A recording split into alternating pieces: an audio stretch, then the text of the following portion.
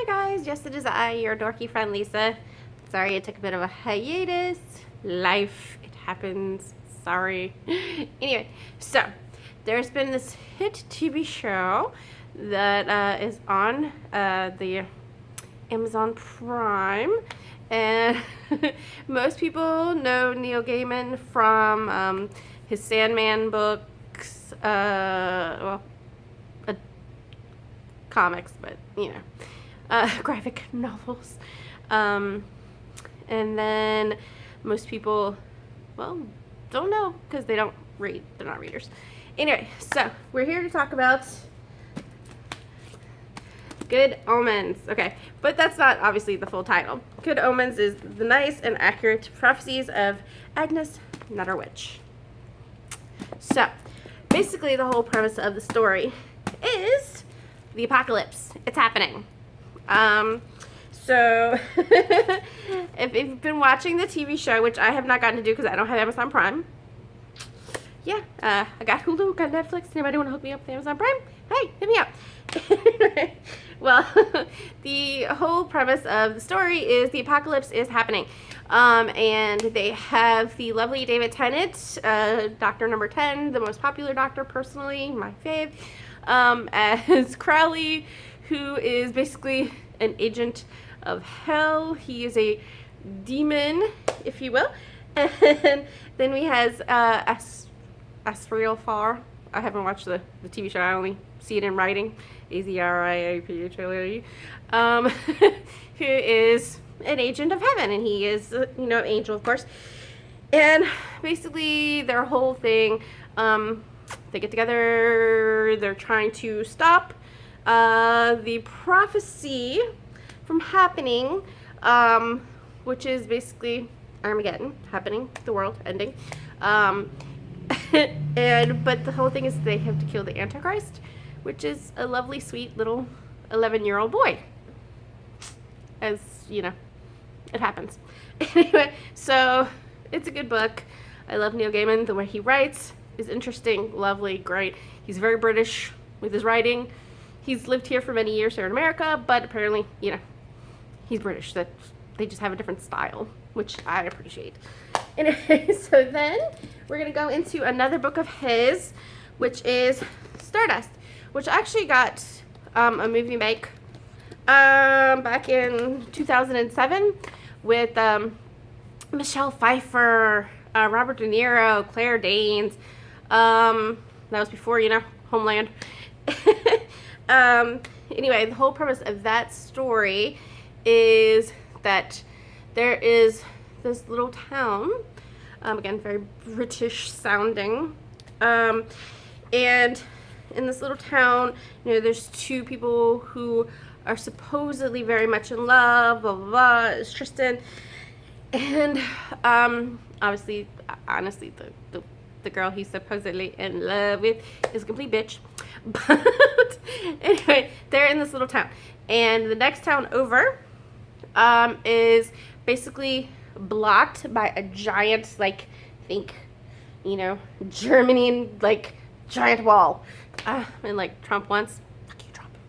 Anyway, and in this wall is around a town called Wall, and the whole thing is they're out and having a night, and they see a star, shooting star, and she basically wants him to go get her the star to prove that he loves her, blah, blah, blah, blah, kind of whole deal. And he sneaks over the wall, and finds out that the world there is crazy. It has all kinds of, you know, things that don't exist in our world, and basically, like, normal people don't even get to go to wall except for like once a year for market day. It's a whole big thing. Anyway, but he goes on an adventure for the shooting star. And if anyone watched the movie, shooting stars aren't exactly objects sometimes. So it's an interesting, fun story. Very well written, of course. Gotta love. Then the next book we're gonna go into is Neverwhere, which actually came out in 1997, which was Neil Gaiman's first novel. And the whole premise of this book, like you can even see, like if you look, I love this copy because this is not mine, this is the library's, but this is the author's preferred text, if you notice on this, because apparently there's been revised versions since his original.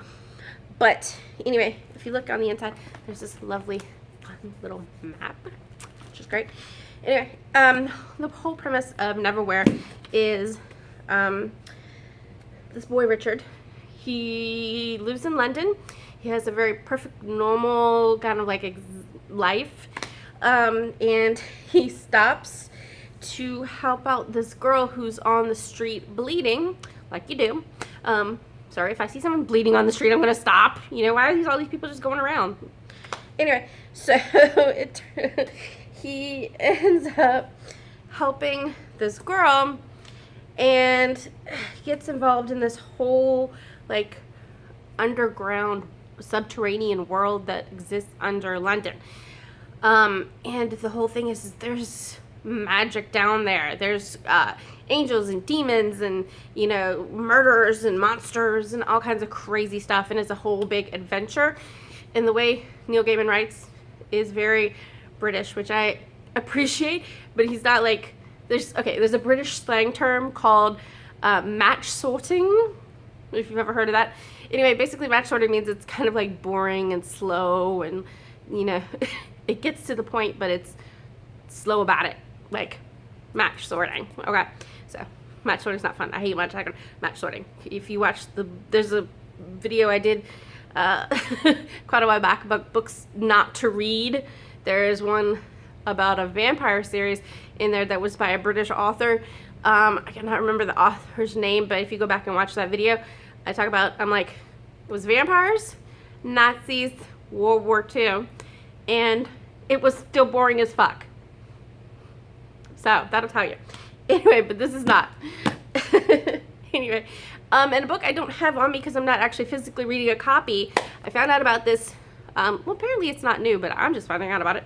There's an app you can put on your phone if you have a smartphone called Overdrive, and it actually had an upgrade where called Libby. You can download either one depending on which version of your phone I have, but I would recommend Libby. It seems to be, it's through Overdrive. It's the same originators or whatever, but Libby's a better version of it. It's more organized and better with showing you your options. And actually with Overdrive, okay, hashtag not sponsored, I know I'm rambling. Anyway, Overdrive, the original app, like literally all your ebooks and audiobooks are all just listed together. So if you're like me and you want an audiobook to have on the bus to listen to going to work, you used to have to kind of like screen through the whole thing, whereas with Libby it has it sectionalized so you can actually just look through the audios. You don't have to go through the ebooks if you don't want to, so I highly recommend it. Libby, go to your app store. All you have to do is, it doesn't cost anything, and it's all you have to do is have an active library card for any library. It works anywhere. You just put in your library information and it connects you with that library's catalog, and it's great so far. I've really loved it. I only had that for probably about, well, actually originally I had it for 2 weeks, and then I met some lovely ladies from the Henrico County Library here, and I told them, you know, I was Richmond City and that I was really loving the app, blah, blah, blah. They're the one that turned me onto the Libby app, and basically she was like, yeah, so if you're Richmond City like me, apparently what you can do though, another little tip, not sponsored, you can, they're all connected now. So basically all you have to do is take your ID and your current library card from your Richmond City library, and apparently if you're Henrico County or Cicero County works too, you just go to the other county or city as mine is, and they will give you a card for them. So literally you can multiple libraries you can put on this app. It's great. So I highly recommend it. Go get it. But anyway, I digress. I'm currently listening to on the Overdrive app, The Ocean at the End of the Lane, which is really fun and great too. Basically the whole I don't want to ruin it, but anyway, the story, and actually I haven't finished it yet. I'm literally like, I think I'm on chapter 33. I think it's only got like 30 some minutes left of the audio. Anyway, so the whole point of the story is there's this little boy, small town, England, and his family starts, I mean, it's not a major point, but his family kind of gets a little bit on hard times. So they start taking in boarders, you know, and combine the kid's bedroom to one, you know. So him and his sister are sharing a room, and this opal miner from Africa comes to stay there, and it starts a whole chain of events. Apparently, well, he gambles away all the money that he has and ends up killing himself down at the end of the lane near this unusual farm, which is the Hempstead farm, and in their car. He kills himself in their car. He stole it. Not polite. Anyway, so that sets off this whole thing because that farm is basically, I don't know how to explain it. It's not witches, it's not fairies. They're kind of like their own like little weird spirit things.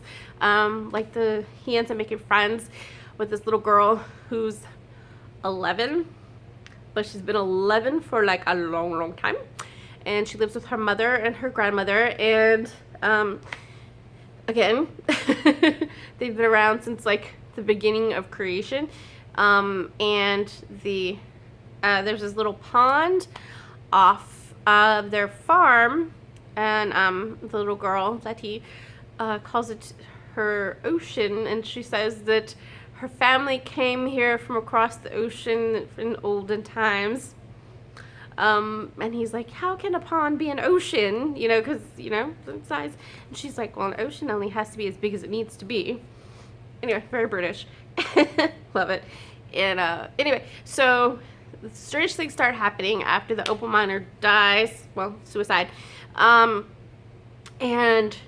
everyone starts getting money in like weird ways. Like he wakes up in the middle of the night choking on a coin.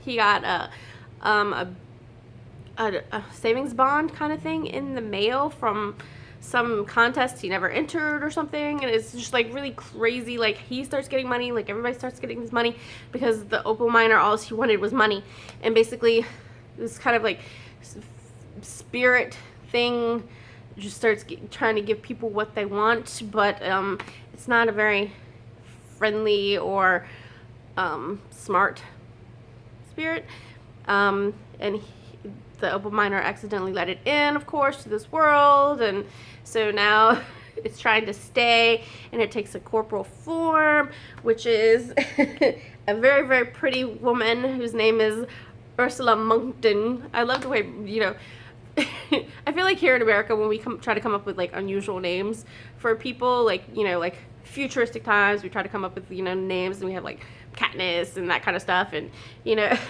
we all kinds of like crazy and creative and stuff, but theirs are just kind of like, you know, I love it. Like Letty Hempstead, you know, it's great. Anyway, but the story is really fun and amazing, and there's lots of unusual concepts, and I like the way he wrote this one, just because he's a child he's an adult, and he goes back and he's like remembering the story from, you know, when he was a child, and it's kind of like if you were a reader as a child, which I could tell he was, you know, he makes references to old school children's literature like C.S. Lewis and and Carol, and just, you know, lots of, you know, stuff like that. So it's always good. Anyway, I'm not going to ruin how the story ends, because honestly, I don't even know how it ends yet. Like I said, I've got like 30 minutes left of audio. So anyway, guys, I hope you enjoyed this, and I hope I give you some reading ideas. Neil Gaiman. Oh, you know, I should have totally given credit. I'm so sorry. On the Good Omens, he wrote it and corresponded with Terry Pratchett, who is another English author, which is funny. Okay, Neil Gaiman is English, but he's lived here in America for quite a while. Terry Pratchett is never lived here. Like, he's always been an English person. So if you go read some of his books, it's still kind of like a different context. But he's another one that I highly recommend. I don't have any material to show you from him. If anybody's interested in some Terry Pratchett reads, comment down below. But I hope you had fun. I know I did. Hope to see you soon. Bye, guys!